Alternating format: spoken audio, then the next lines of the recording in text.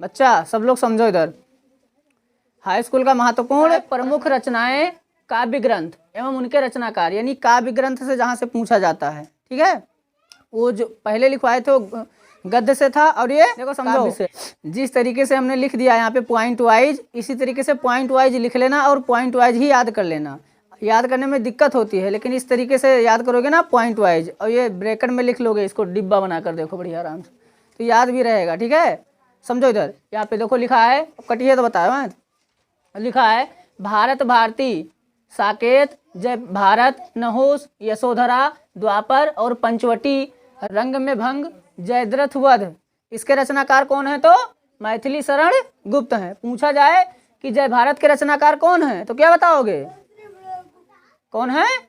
मैथिली शरण गुप्त। अब देखो दूसरा पॉइंट, देखो इसमें क्या लिखा है, चिदम्बरा। क्या लिखा है? चिदम्बरा। चिदम्बरा के रचनाकार कौन है? कौन है? चिदम्बरा के रचनाकार कौन है? सुमित्रानंदन पंत हैं। अब समझो, लोकायतन, युगांत, पल्लव, युगपथ, स्वर्णधूल, बीड़ा, ग्रंथि और गुंजन और युगवाणी और ग्राम्या, इसके रचनाकार कौन है? सुमित्रानंदन पंत हैं। कोई भी ऑप्शन में रहेगा, याद रखना, तो इस तरीके से दे दिया जाएगा, और ऑप्शन में रहेगा मैथिली शरण गुप्त, सुमित्रानंद पंत, महादेवी वर्मा या तुलसीदास, तो जो सही रहेगा वही गोला करना। अच्छा, गोला करना रहता है। अब समझो इधर, तो यहाँ से अब तीसरा पॉइंट समझो, लिखा है दीप्त शिखा, रश्मि, अग्निरेखा, नीरजा, सांध्य गीत, यामा, हिमालय और सप्तपर्णा और निहार। इसके रचनाकार कौन है? तो महादेवी वर्मा। इसके रचनाकार कौन है? बहुत सही।